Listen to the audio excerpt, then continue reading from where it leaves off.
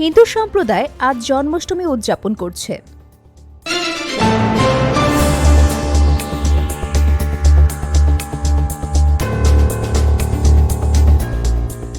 Welcome to CB news.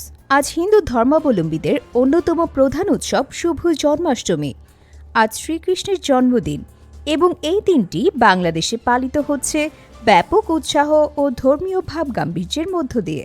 Hindu ধর্ম অনুসারে ভগবান বিষ্ণু এই দিনে অর্থাৎ বাংলা মাসের ভাদ্রের শুক্লপক্ষের অষ্টমী তিথিতে দাপর যুগে মর্তলোকে শ্রীকৃষ্ণ রূপে জন্মগ্রহণ করেছিলেন। তার জন্ম হয়েছিল রাজা কংসের কারাগারে। উদ্দেশ্য ছিল ধর্মকে অধর্মের হাত থেকে রক্ষা করা।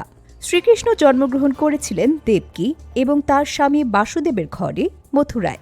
উৎসবটি ঘিরে সারা দেশে বিভিন্ন সামাজিক, সাংস্কৃতিক এবং ধর্মীয় সংগঠন নানা ধরনের কর্মসূচি গ্রহণ করেছে। এছাড়াও জাতীয় দৈনিকগুলো বিশেষ প্রবন্ধ প্রকাশ করেছে। শুভ জন্মাষ্টমী উপলক্ষে chief adviser professor doctor Mohammad Yunus Hindu সম্প্রদায়ের সবাইকে আন্তরিক শুভেচ্ছা জানিয়েছেন।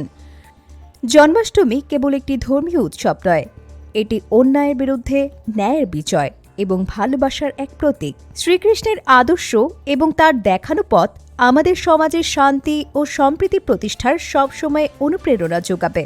ভিডিওটি ভালো লেগে থাকলে লাইক করুন এবং আরও আপডেট জানার জন্য আমাদের চ্যানেলটি সাবস্ক্রাইব করুন। Subscribe now for daily news and updates.